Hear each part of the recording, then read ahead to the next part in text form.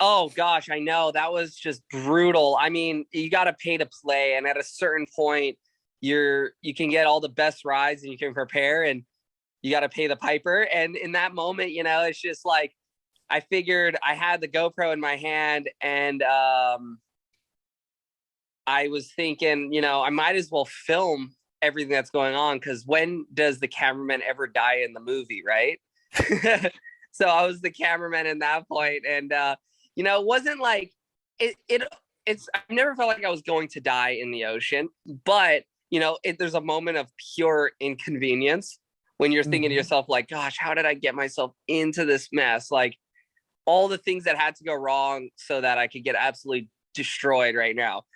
But after it happens, you're so immensely grateful it did happen because, like I said, it feels so good to have lived through something like that. And then it's a confidence booster, and just knowing in the back of your head that, like, geez, I don't want to do it again, but I can handle it. I can handle whatever I'm confronted with. And what feels like an hour of suffering really is like a couple minutes. So if you can endure the most intense couple minutes, it makes time feel a little bit different. Dude, well, what are those couple minutes like? I think that's like such a sense. I mean, that's such a sensation that most people have never experienced and never will experience. Um, because you're also coming off the highest of high when when as this kind of happens, unfolds. And I just can't imagine like what's the psychological like processing look like in both the immediate and then how you kind of mentioned on what your outlook on it looks long term, but like I just can't fathom what going through that actually is like. It's so violent, the actual feeling. It's like, what the craziest thing about it is your senses are completely overloaded.